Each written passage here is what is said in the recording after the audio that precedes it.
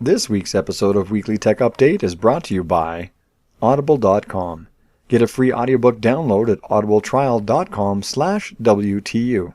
There are now well over 180,000 titles to choose from for your iPhone, Android, Windows Phone, or your Kindle.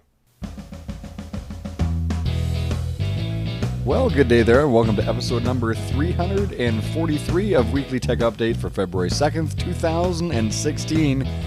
In this episode, we are discussing the good and bad of Microsoft.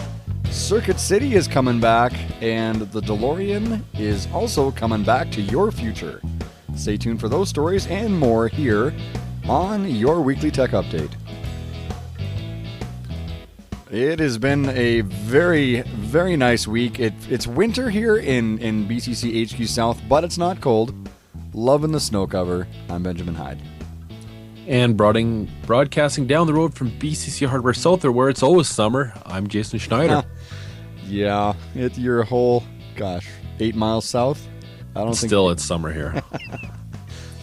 I love much warmer. Yeah, well, it's and much closer to the equator, so that's you are why. Closer to the equator. It's I don't know. I love the look of winter. I just don't like it when it's. I don't like the feel of it when it's minus 30. No, I don't think there's many people who do. It is not minus 30. It is like minus 3. A little bit of snow. It's awesome. This is what we're talking Celsius here. Yeah, exactly. So we're exactly 28 Fahrenheit. For those of you who speak American. Yeah, well, fantastic. it could be worse. It could be. Yeah, exactly. So love it. Absolutely love it. And we got some great stories this week too. Some fun stuff, some interesting stuff, and some stuff that was pointed out by a buddy of mine, Swan. He's the guy that kind of got all over some of the security stories, like Windows, Microsoft. When I thought we put that story in. Maybe we didn't. Oh, great. Good start. You started with a story that we didn't even have on the agenda, but no worries.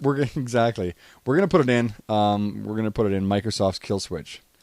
We're going to talk about that. But so Microsoft, they've got some good stuff. They've got some not so good stuff. One thing I guess that we'll start with the really good stuff is Surface is doing really well. Yes. Surface. Yeah. Well, I guess it's not too surprising. You're seeing more and more of these popping up everywhere. You're seeing more people walking around with them because they're a good device, and they've been a good device since day one. I think every Surface has been good. They haven't had a dud. They haven't really had much for issues with them, and apparently they're doing very well now because they've reported $1.35 billion in revenue on their Surface lineup. Which was up from the $1.1 billion that they had the same time last year. So I believe this is their fourth quarter sales. So that's good. Yeah, they're pretty. I'm sure they're pretty excited about that because they definitely have a winner of a product. And I mean, the price isn't cheap, but it is good value for what you're getting. It is. There's a lot of companies that make a clone and a much cheaper clone. Yep. There's a lot of Windows tablets that are running Celeron or Pentium processors. The Surface 3 is running an Atom processor, and it's. I've played around with them enough in the store that after people have demoed them for a few weeks, they're kind of clunky. So for me, I'd go with the Pro, no question about it. And the Pro series, they're expensive. They're quite a bit more money than the competition, but nobody has a product is good, is finished, is sleek, is not anywhere near as nice, in my opinion, as the Surface Pro series. Yeah, everybody's trying to play catch up with them, and wait, what? I guess people are catching up to Microsoft? Well, that is the odd thing. It's been a while since they were kind of the top dogs, but as far as what are they going to not the ultra portable devices? Let's go with. Yeah. Basically a tablet that is, a full computer. It's got a full Intel i7, i5 processor, whatever you want in it. Even the price though, for you can get into the Pro for $1,000? Yep, $1,000 gets you into Pro. Be like 100. Which really, if you're going to buy a half decent laptop, it's going to be $1,000 easy. It wasn't very long ago. The Pro is priced about a year pricing of about a year ago. Like about a year ago, to get an Ultrabook with a 128 or 256 gig SSD, 4 gigs of RAM, Core i5, that was going to cost you $1,000-$1,200. Yeah. Right. That's where the Pro is, the Surface Pro today. But today, those Ultrabooks are now $800. Right. But there's a lot of $800 Ultrabooks that are about $500 Ultrabook quality. Yes, I agree with that too. But I mean, so spec price, they're about a year, behind, but you're also getting a lot nicer hardware. An $800 Ultrabook and a $1,000 Surface tablet. There's probably not much of a comparison. You're probably going to go with the Surface tablet because it's quite a sleek device. It is. I mean, absolutely. And it's a device that really does replace two products. You does. don't need your $800 laptop and you don't need your $400 tablet. You can buy a $1,000 Surface, and you're probably going to get the best of both worlds. Yeah, I think that's exactly it right there. People that do have the $400 tablet that is just for browsing and stuff with average battery life. That's the thing too. The Surface, when it's undocked, or just with your without your fancy keyboard, your big thick keyboard that also has a battery in it, undocked, the goofy thing will still last you like all day of casual use, like easy. Yeah. Before, like a Pro tablet that's running a desktop OS would get you a few hours, like a couple, 3 hours. And if that's the case, it's not enough, right? Because then if you're on a plane or you're traveling or something, it's just not going to be there for you to either work on or get some entertainment in you. But now, I mean, Microsoft has solved all that with some of these very, very low power Intel chips that still perform when they need to. It's a really great device, stuff. and I'm not surprised that it's I'm not surprised that it's selling well, but it really is selling well. They are still on top, and I don't think there's any signs of them letting up. I think it seems like every version of it is better. They make improvements. Is it enough to get rid of your Surface Pro 3 and get a Pro 4? I don't know. I wouldn't think so, but probably not. But there's definitely, but also the Surface Pro 3, I mean, you can get that at an even better price if you're a little more worried about how much it's going to cost you. If you want to be in that $800 range, you could probably go find a Surface Pro 3 quite easily. Yeah, exactly. So anyways, lots of options, and also if you want top end, they do have that for you. And I think these can get up to about $2,000 if you want every bell and whistle and you want lots of storage, lots of everything. They have that, so they kind of got everyone covered, and I guess they got themselves covered with $1.35 billion in revenue. So good on them. Absolutely.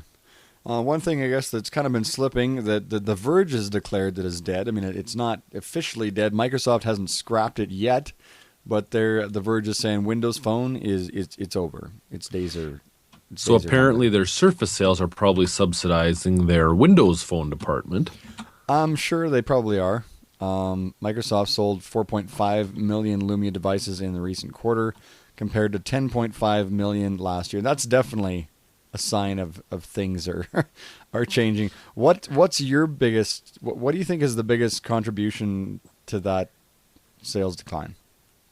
Because there's got to be some reason, right? Is it just the brand? Is it just the devices are crap? Why is they slipped 6 million devices? They need more selection. Yeah. Nokia makes a good phone, but people want variety. People want a couple other options. I think that's really the biggest thing that Microsoft has kind of failed at, is when they were so far behind everybody. I think they should have been a little more receptive to getting the Samsungs and HTCs and all these guys selling Windows phones. But it seemed like they were really reluctant to. They wanted Nokia, which, they wanted it to be exactly like they envisioned it. And them owning Nokia helps because basically they can do whatever they want. But in the end, it's just, they're just so far behind that, I don't know. I think you got to get everybody working with you in order to try to make up some ground, because obviously just working with Nokia hasn't been working. They're basically 400 million phones sold last quarter. Nokia was 1.1% of them. Yeah. So they sold, what was it, 4.5 million phones, which Yeah. is nothing in the grand scheme of things. You're basically, your Android and iOS probably sold 390 million phones, while you sold 4.5. Yeah, it's tough for somebody to it's tough for somebody to buy a Microsoft phone right now. Like, I'm not saying that their offerings aren't good. Like, there's some Nokia phones that are very nice, but it's just jumping to an ecosystem that you're the only one on is kind of tough right now. Yeah. The Lumia 950 and 950 XL. I mean, I remember watching their press conference when they were launching those phones with Windows Continuum, and the dock that actually, you can actually be using apps on your phone while you have a full desktop OS on your other screen. I mean, it was incredible, but it never launched on time, and it wasn't finished when they launched it. And because of that, I mean, if they could have had that product in your hand on launch day, like it was in the demo, like flawless, I think it would have done exceptionally well. And I still think for a business user, really, a Windows phone, like if your company uses Microsoft products, if you're using Exchange, if you're using Office for anything, I still say one of these Windows phones, like the Lumia 950 or 950 XL, is still really your only option. But the world does not agree with me on that. Clearly, with one. No, not yet. I definitely, if somebody gave me a 950 or 950 XL, I think I'd use it, and I think it would be very productive. Like, I think it's a fantastic phone. But another thing is they don't even have the app support for a lot of the stuff. And that for the mainstream market is a tough one. Because usually whenever you see an app, it's like, hey, we're building a new app, and it's coming out for iPhone and Android. And, exactly. The BlackBerry users were like, well, what about us? And now BlackBerry's like, okay, enough of this. We're just going to join Android. And Microsoft's like, no, we're good. Us and our 4.5 million people will be fine. And the other billions are leaving you in the dust. So it's an uphill battle. And I think Microsoft probably has to be a little less picky on who they're working with, because they're originally Microsoft was trying to work with the Samsungs and all these guys, but it kind of seems like that's all died, and they're kind of sticking with it's Nokia or nothing. And right now it seems like they're kind of leaning towards the nothing. And of these 4.5 million phones that are sold, they're not saying how many of each model they sold, because there's a lot of cheap Windows phones out there, which we've talked about before. Even just used as a media player, they're pretty fantastic. Absolutely. Yeah, so, I mean, you can go buy a $50 Windows phone, and it's actually a pretty good device. But Windows Phone powers Weekly Tech Update. Hey, well, there you go. They do, yeah. Well, hopefully, I don't know. I think there's still a place for them. It's just they're so far behind. Yeah. Yeah, at this point, I don't think Microsoft has much of a choice or chance outside of the burner market, right? These $50 phones, straight up with coupled with $10 airtime on Verizon or there is a place for those phones. There is. It's going to sell you thousands or even millions of units annually, but that's not going to sit there and drive your ecosystem, or anything, right? I mean, that's where people go when they're desperate, and if you can get an Android phone for the same price, most people will still do that because, well, you got the app support. Yeah. So, but it'll be interesting. I don't think they're going to just give up. No. I think the smartphone market is just too big, and I think, with this continuum, really being able to have basically having your laptop on your phone, I think that could be the redeeming quality for Microsoft. But it's an uphill battle because they don't have the market share. They started way too late, and they've made a lot of blunders in the past on their mobile stuff. It's like, hey, we got Windows Phone, whatever, and then next week it's like, oh, now we have Windows Phone +1. And it's like, oh, can I update my phone that I just bought last week? It's like, oh, no, sorry. Our, Windows Phone, I can't even remember the numbers anymore. It was 7. Yeah, you couldn't upgrade from Windows Phone 6, which was, or 7. Oh, yeah, sorry, you have Windows Phone 6, but now Windows Phone 7 is out, and it's so much better, but you can't update your phone that you just bought. And, they've made a lot of blunders. So I'm not surprised that they are where they are, but I also don't think they're going to give up because this market is just too big. 400 million smartphones sold in a quarter. They're going to stick around, but you got to try and figure out how to tap into that. I mean, you have to because it's a huge market and it's not going away. Yeah, and Continuum is probably the thing that they're doing differently that really could set them apart one day. But even that, like you said, it didn't release on time. It kind of everybody was excited about it, and now everybody's forgotten about it. So right, exactly. Well, hopefully they get it figured out because I think, as far as that goes, for in the business world, it's a superior platform. I think it's the modern day BlackBerry, or it has the potential to be what BlackBerry was. In business, but they have to do it right, and whatever. And if I was Microsoft, I would go to Samsung and say, okay, hey, we're going to give you this all for free. Exactly. Make a phone. We want the Galaxy S7. We want Windows on that. We want the Galaxy S7 Windows Edition. Yeah, it's free. We'll pay you to put our operating system on your phone, and that would be cheaper for them. I think that would help them, but I think so. They don't listen to me anymore. No, they don't. I don't know. Whatever.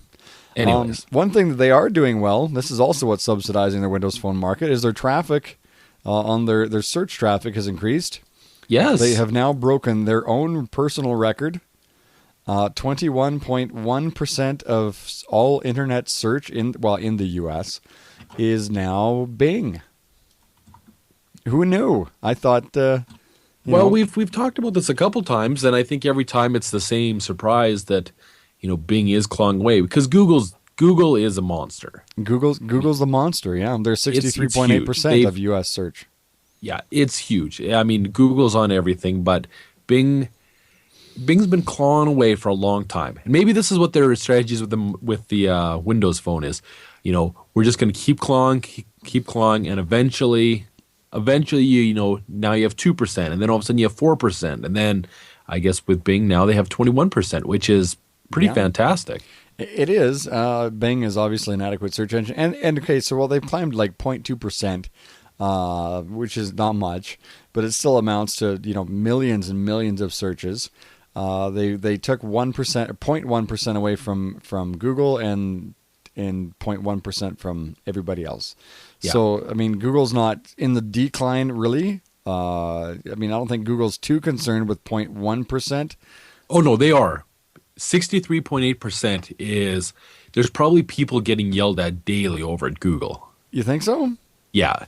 Oh, yeah, because 63.8% is a lot lower than they once were. Yeah, I guess. And it used to be said every percent was $1 billion. Yeah, well, I don't think that's quite the same. I don't think that's quite. I don't know. It could even be more now. You think so? I don't think search is quite as lucrative because, basically they were targeting ads through search, right, is how they monetized it. Not just data mining or demographic information. It was marketing advertisement, but advertisement has slipped, so I don't know if it is or not. But now there's also a whole lot more devices out there. So now, if you can get your Google on, you got to get it on the phone, on the tablet. So I think they're slipping. Obviously they're slipping. 63.8% isn't what Google wants. Google wants that 80%. Yeah. And they once were there, but now it's, slowly being clawed away by the other guys. And Bing is kind of that number two. And really the biggest thing is Windows 10. That was the game changer for Bing. It's your default search engine. People are using it and it's like, hey, this isn't that bad. Exactly. It's good enough that you're not going to go through all the hassle of trying to get Google set as your default and all this stuff. It really is that. It is good. And really, if Google went away tomorrow, I could be happy with Bing. Exactly. I could as well.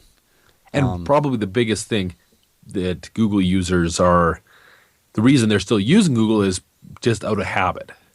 Yeah, probably. It's just when you want to go search for something, it's google.com. It's just that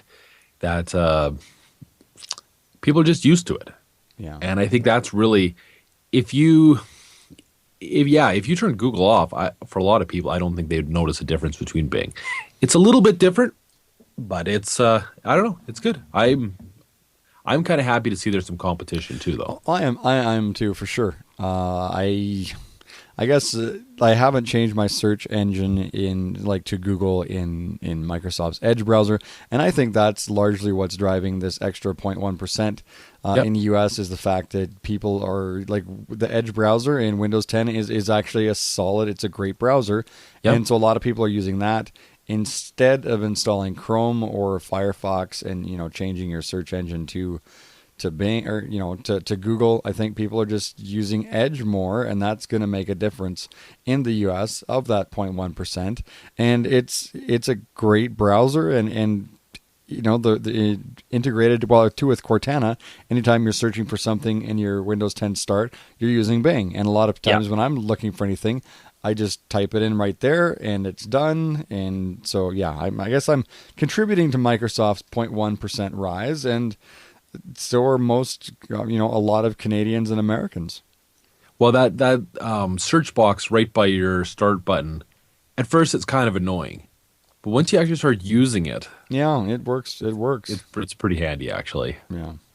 Yeah. So anyways, well, I guess maybe the Bing income's also helping the Windows Phone money pit that they have going on there. Exactly. So I guess if for you, everyone keeping score at home, that's +2 for Microsoft and -1. So it's a net gain. Exactly. Yeah. Last Microsoft story. This is the one I was talking about that for some reason, when I was looking through the stories, I thought it was in there. We'll just briefly touch on it because it's over a week old, I guess now. But in December, Microsoft actually helped shut down a whole botnet. It's because of the way with updates and stuff were being reported on the PCs, the Microsoft could see something was going on, so they actually helped shut down this botnet.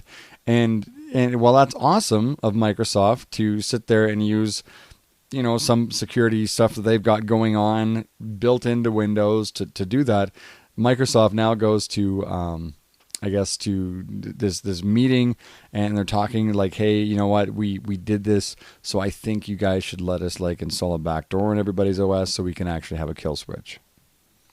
So if we have to score this one at home, it's +1 because they killed the botnet, which is good. -1 because now they want basically a secret backdoor access. Exactly. Which no hacker could ever figure out. Exactly. Which is why Microsoft has originally said, "Oh yeah, we're not going to support any sort of backdoor, for into our software directly, because other than the NSA, they could use it, but so could everybody else, right?" And now they're like, well, we actually did a good job, so maybe would you guys? They're very cautious and tentative about it, but the response was a resounding, "What the heck are you thinking? No." But also they talk about how kill switches are now mandatory on Californian phones. So basically, the government said, okay, if you're going to sell a phone in California, it's got to have a kill switch, which is bad. Yeah, it is. It is. This is not necessarily good, but I do see why California uses it with the amount of theft and everything. But if my phone is missing, I believe that I want to kill it, right? I don't want to have somebody else sit there and wreck it. Yeah. So I don't know. Well, we're going to hear more and more about these kill switches. Right. Everybody's going to want to put them in.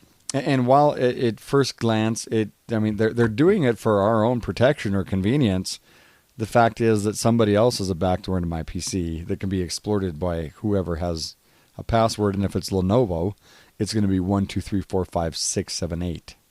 Well, that's better than 1 2 3 4 5 6, which is the most common password. That's true. So that's another story we won't even bother with, but you can check that one out at bcchardware.com. Yeah, it's there's an argument to be made for kill switches, but there's an argument to also be made that I don't trust any of these companies. Absolutely. They are clearly and have always been out for their investors and their bottom line, and for whoever's paying the money. And if the NSA is paying them a big check, well, they give it to NSA. I don't trust. No, I there's not a single technology company I trust. So exactly. All right. Well, let's except bcchardware.com, because if you're looking for the latest and greatest in news and reviews, absolutely, that's a site you can trust. We won't backdoor you. That's also true. There's no back doors at BCCR. There's yeah. Well, let's talk kind of on the whole security thing. Let's talk about Netflix's VPN war that will fail. Okay, so you're all about this. You like that they're locking everyone down. You trust Netflix 100%, and I'm the other way. I think this is stupid. Excuse me? But continue on. Okay. No, so Netflix has got this whole VPN thing pushed on them by movie studios and companies saying, "Hey, people can't use unblockers to view our content." And so while that's I mean, I get that on a level. I do. We've talked about even last week, I think it was, how it would be nice if Netflix can sit there and push basically universal licensing for shows, right? Yeah. I think we all agree that would be great. Now, that being the case, military bases are the VPNs that military bases uses. Netflix says, no, you guys can watch unblocked Netflix. You're fine with your VPNs, but for consumers, they can't. So, and the problem is, in this day and age, VPN use is not just for unblocking. I actually do use a VPN on my cell phone and on my laptop, and if I'm, even on my Chromebook, if I'm any place using public Wi-Fi, I turn on my VPN. Oh yeah, because I don't want to sit there and just open up my machine, any file shares or anything I've got going on, open tabs on my browser, whatever, to sit there and be unprotected on somebody else's Wi-Fi. So now if I'm sitting there, legitimately, protecting myself, I want security. Now I can't view Netflix if I'm through that VPN at all. Like, it just says, hey, something went wrong. Even if I'm in the US using a US VPN, it says, hey, you're using a VPN. I'm sorry, you can't actually watch Netflix. And that this will probably get fixed. They're going to have to try to figure out what are good VPNs, what are bad VPNs, which is basically impossible to do, because once the traffic comes out of the VPN, you don't know where it's coming from. Because that's how the VPN works. That's why it's secure, is because you don't know where it's originating. And that's how you can keep yourself secure. That's also how you can be naughty. Exactly. No, absolutely. And there's definitely... This is basically the same as the BitTorrent argument. It was BitTorrent could be used for pirating anything. And it was basically, in a sense, untraceable. Mm-hmm. But... everyone's like, well, BitTorrent's bad because it's just for pirating stuff. But then you always have the people going, yeah, but that's how I download my Linux ISOs. That's how I, legitimately share these files that I own. But it's probably 10% good, 90% maybe not so good. Yeah, or no, probably. I mean, I think that's that's about the same with VPNs. Is 10% of people are just like, I use a VPN for security. I'm in Canada. I use a Canadian VPN. It protects me, but now I can't watch Netflix. But there's probably still about 90% of people who are like... is. No, I agree with you. Yeah, of course I'm using this for good when they're just trying to get around the content restrictions, which I'm not a fan of, because I think it's sad that we can't just... Netflix can't just give the same library to everybody, but every single country has some stupid restrictions where you can't watch this show because you live in Spain, and it's in this day and age that is just absolutely stupid. It is. Now, I mean, I agree with you, Jason, completely that probably 10% of VPN use is legitimate. I mean, or less, and 90% of it is used for. Gray. Circumventing, geolocation stuff. I mean, I totally agree with you. But the fact is, the VPNs are used for security, not just to fool geotargeting. And because that they've just declared the war on the VPN for that, I don't think... I mean, I really hope there's a big enough cry out that it actually hurts Netflix enough that they actually have some motivation to go to these studios and say, hey, you know what? This is not a real solution. I'll make the prediction that they've been saying that since day one. Oh, I think so too. Yeah. And the crappy thing is it's going to hurt Netflix, which I don't think they're the culprit. No, I don't think so either. But what I'm And hoping that's is sad. And that's unfortunately these movie studios. I think we've talked about them enough times in 343 episodes Yeah. that they don't care. Yeah. Yeah, that's right. I mean, movie studios, I like this. The last tagline here of the story is like, "Dear Hollywood, the security risks are real. Maybe ask your friends at Sony about that." Yeah. I mean, Yeah. And I bet you Sony was one of the first ones that are like, "Hey, Netflix, we know that everybody's just, VPNing just to, so they can watch, our American only content in Spain or Russia or whatever. So, you guys need to fix this." And Yeah. and I'm sure the Netflix guys are like, "Really? Sony? Really? Like, Yeah. you're trying to tell us that we need more security?" yeah. Yeah. So I don't know. I mean, the studios have actually been applauding Netflix on this. They're encouraging them to maintain it. This VPN crackdown. I mean, Netflix doesn't want to, because I bet you. I mean, it's going to hurt Netflix's bottom line, and I wonder what the point is when Netflix says. And actually, you know what it's going to do? It's also going to hurt Hollywood's bottom line too. Because there's people in the U.S. that watch Netflix that now they can't when they're VPN, and there's not going to be tons of them. I mean, U.S. wide, I mean, is a market of maximum, 500 million, subscribers. But the fact is, if 20,000 of those quit, well, 20,000 times $10 a month is still, it's maybe enough to make you notice. Yeah, and I guess in a turn if Netflix. If they start losing subscribers, they're paying less to the studios, and maybe you would think the studios would notice, but they don't. They're not going to. Well, they're not going to. They're going to stick to their guns. It's these studios. I don't know. But if they all went bankrupt, I don't think there'd be many people at there wouldn't be many people too upset about it, just because of the way they've operated. And this is just another example of how they just don't get it. They just don't get this digital age. So let me ask you a question. I mean, of course, and I do know for a fact that you're not a big movie pirate or, TV show pirate. That's not, you don't have, neither you nor I have time to sit there and find, torrents and stuff like that. But No. If you were an avid, if you were an avid The 100, I guess you just got into The 100, the Netflix exclusive show, and now you're VPN blocked and you're not allowed to watch The 100. What are you going to do? Is an average enthusiast consumer who is savvy enough to use the internet? Are you going to sit there and think, well, crap, I guess I'm not watching The 100 anymore, or are you going to just flat out steal it and pirate it? Oh yeah, I think a lot of people are just going to pirate it. You're going to see torrent traffic increase exponentially with the this. streaming traffic. There's a lot of streaming sites out there. Yeah, and it takes a long time for these studios to get them shut down. As soon as you shut one down, there's 10 new ones. Yeah. There's probably 100 new ones. This is a war they can't win. This is a war they've tried to win before, lost horribly, and yet they're trying to do it once again. Yeah, and it hurts. It hurts the honest consumer. That's what bugs me. It hurts the people who are honestly paying for content. Well, that's the thing is, every single Netflix user is in one way or another paying for it. Yeah, they are. Whether it's maybe you're using an account from your uncle, but your uncle's paying for the content. Everybody on Netflix is 100% legitimate. And That's yet right. Now they're trying to go after them rather than going like, oh, hey, okay.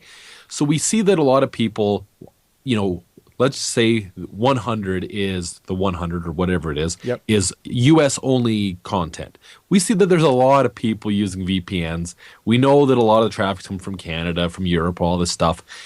Wouldn't it just make, well, sorry, that's a bad example because that's a Netflix exclusive. Let's say, I'm terrible at even coming up with a name. Let's say, the brand new show, let's call it, the brand new show from Sony is on Netflix, but it's only available in the States. But then they kind of like, okay, we see a lot of people are using VPNs. We see a lot of the traffic's coming from overseas.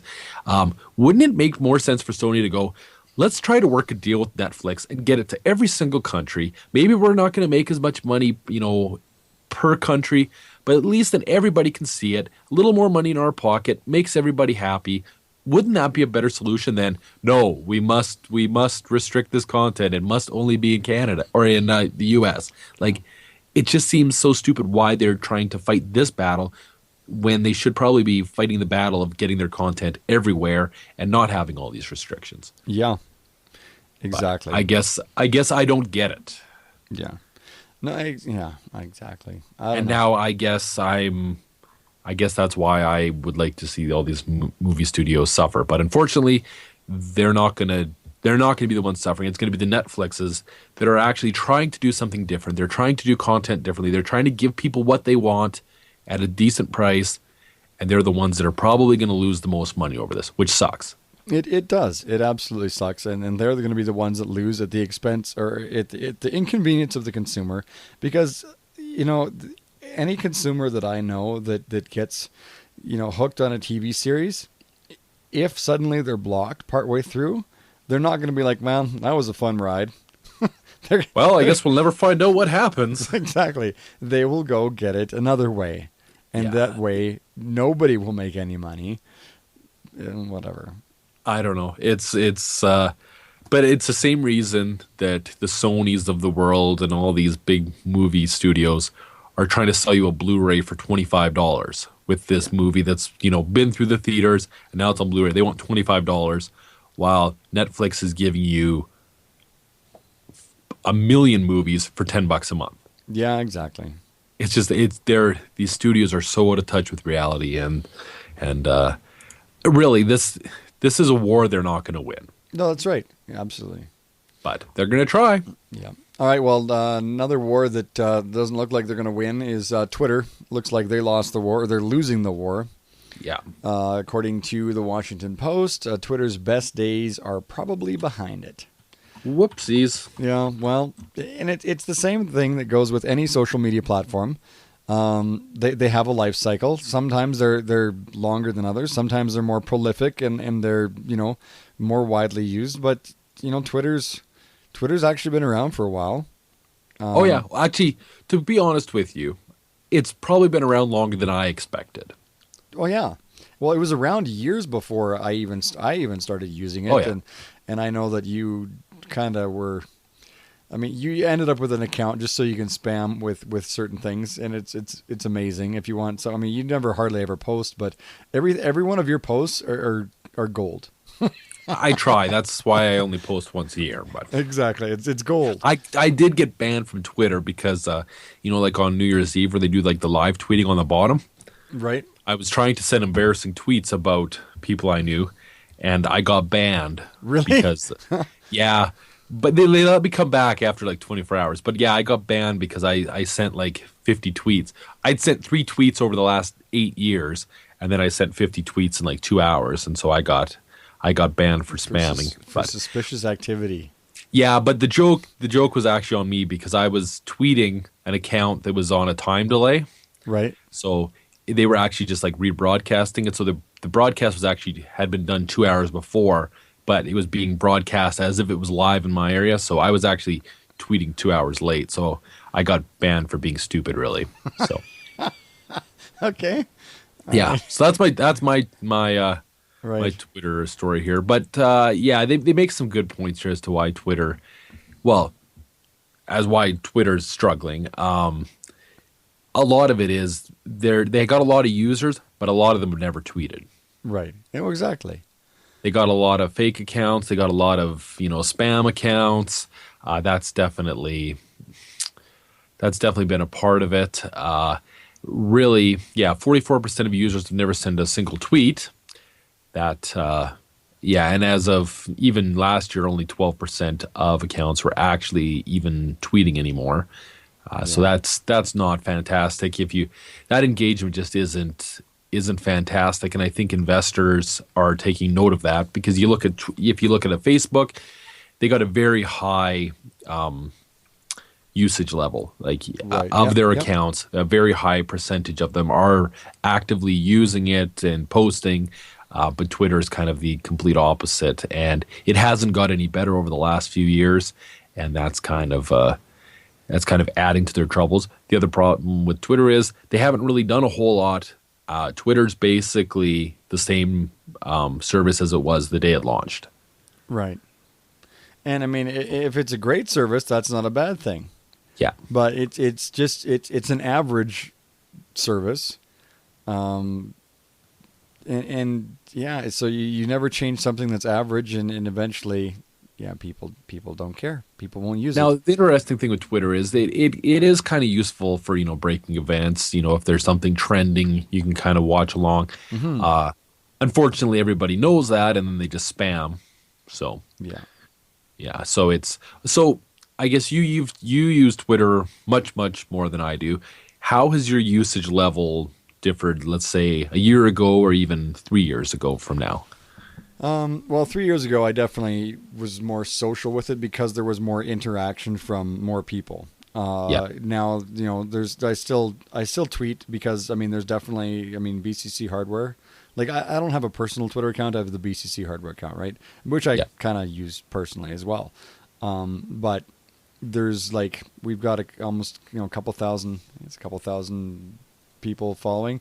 So, I mean, I tweet out, hardware reviews and that sort of thing. I mean, I always do that. But as far as personal stuff, I don't tweet as much. I guess we've got 1,800 followers, 1,877, whichever.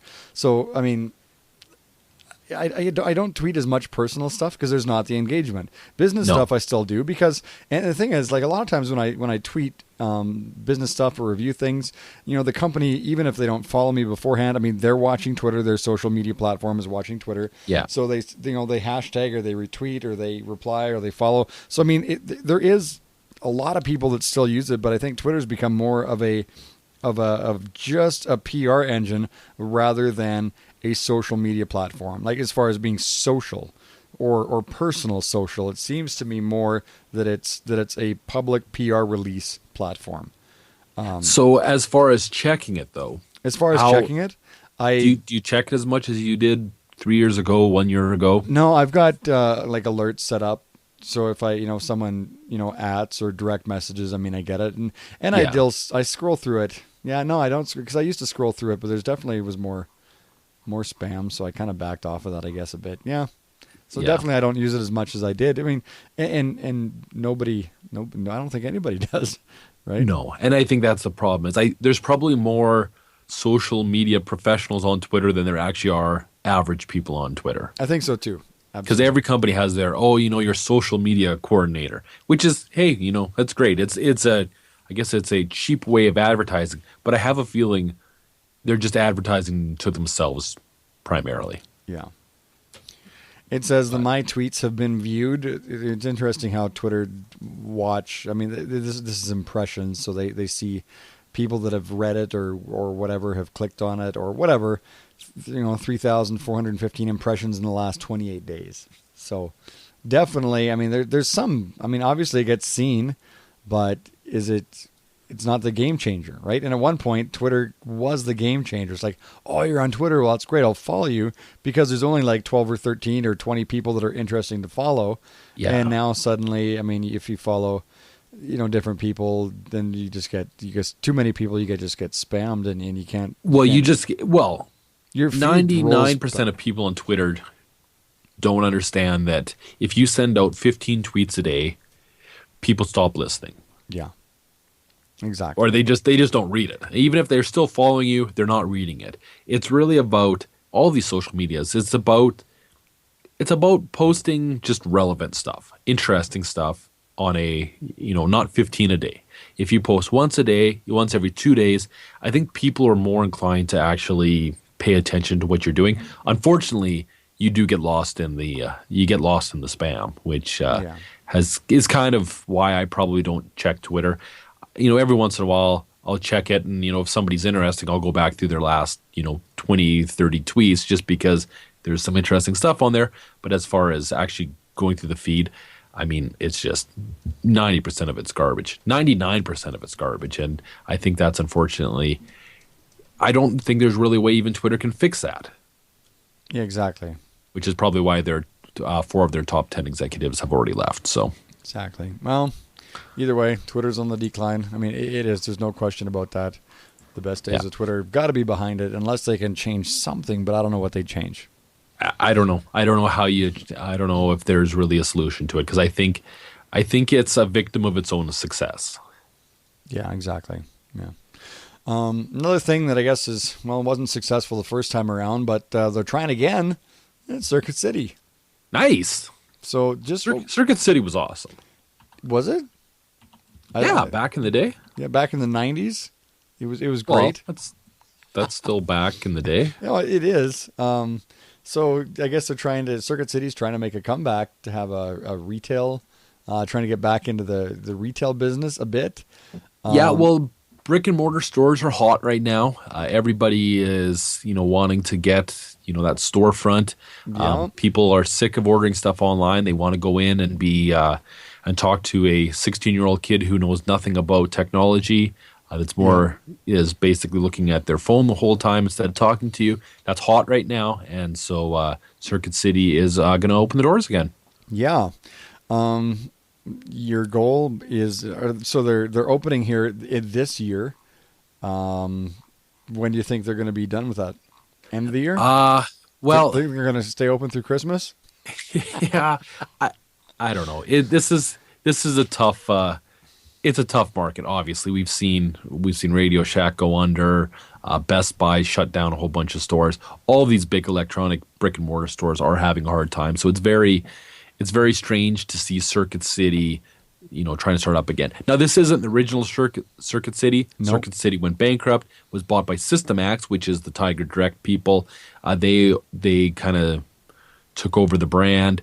They have now sold it to an independent company. So this is kind of Circuit City 3.0. This is the third stab at it. They do want to have a okay, so the new stores are expected to be targeting millennials. It's going to be minimal design. Basically, they want it to look like an Apple store, but they're going to be carrying products such as 3D printers, drones, as well as your smartphones, tablets, laptops, headphones, etc., etc.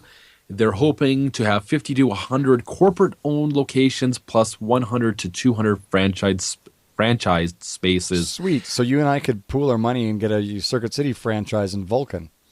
We shouldn't have said that online here because now everybody's going to be rushing to beat us to it. But yes, that's the plan. Okay. As well as they're, of course, going to have their website. This is a tough market. I guess by doing 3D printers and drones, right now that might make it exciting. You'll probably sell a lot of drones. Even probably the drones alone. Like I was at West Edmonton Mall, which is the big mall in Canada. It's one of the biggest in the world. They have a drone store. That's all they sell is drones. Yeah. And it was packed. It's about the only store in the mall that actually had people in it. But stuff like that is selling well now. And I guess if they can stay on these trends, maybe that's what can sustain them for a while. But I don't know. This is tough. Because you got to be competitive with the Best Buys of the world, who, I mean, they're struggling as it is. I just don't know how they're going to be able to do it. I don't see them being able to get 50 to 100 stores right off the bat. I have a feeling this is going to be maybe if they can get the funding behind them, they'll have 5 stores. They'll basically. Yeah. It's going to be rough. And then they're just going to try to franchise. They're basically going to try to do the Radio Shack model where hopefully they can get enough people, buying in and putting their own money up, starting their own store, selling their own stuff, and then them just take a profit of it. Getting to 50 to 100 corporate locations is going to be... It's going to be a stretch. I don't think you ever get there. Yeah. I don't think so either with Circuit City in this day and age. And especially because it's like, the Best Buy joke is it's just Amazon's showroom. Yeah, it's pretty easy to walk into Best Buy. You take a picture of the barcode, and then it's like, oh, on Amazon, this is, $40 cheaper. And you go, oh, order. Yeah. And it comes to your door the next day. Free 2-day shipping overnight with Prime. Yeah. Yeah, so exactly. It's, I don't know. I mean, good on them. If this is what they think is going to work, more competition's not a bad thing. I wouldn't say their chances of success are very high, but I could be wrong. Exactly. Well, we'll see. One thing that actually I think is pretty cool. I really do. Last story is the DeLorean, the DMC-12, Back to the Future, made famous car. it's getting built again. Not just restoring, not just remanufacturing, not supplying parts for DeLoreans for old ones, but Texas-based DeLorean Motor Company is now going to be building cars again. Nice. That's, So this company that's now building them was basically building all the aftermarket parts or all the replica parts. So if you wanted to restore a DeLorean, you were probably buying it from the DeLorean Motor Company, which is not directly related to the defunct predecessor. Right. So this is totally separate company, but now basically they've been supplying and rebuilding and restoring all these DeLoreans for so many years. They're just basically now going to start building new ones. Right. So of course now these aren't going to be mass produced. They can only build up to 325 a year because of weird laws basically saying that you can build replica cars up to 325 a year. And then they don't have to conform to all the safety regulations and all that stuff. You don't have to do all the safety testing, et cetera, et cetera. So that's how they're kind of getting this. They're kind of using a loophole to start doing these. But it will be updated. So they're going to have, new motors, all that kind of stuff, instead of the old clunkers that they used to have in these. So they're going to be expensive. They're going to be expensive, yeah. But you're actually going to be able to get a brand new one. Brand new one. Depends what motor they put in. It had a little 6-banger Volvo in them before. They're going to be having something different to match, because even though it's a replica car, it still has to, meet EPA standards for emissions. So what they get that figured out. They can put an engine in it. It could be electric. They might have some electric ones, which would be pretty unique to have an electric DeLorean sitting next to your Tesla. I'm pretty sure the first few years they're going to produce, 100, 200 of them. They're going to be sold out. Yeah, they're going to max. You're not going to be able to go to a showroom and buy one. No, these will all be obviously sold out.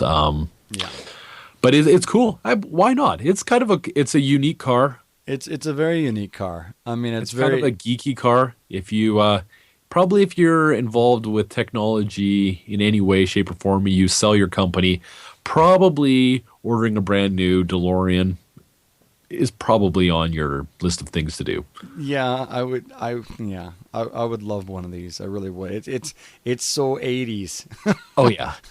I mean, and because it's going to be a replica, it's going to be an 80s car still.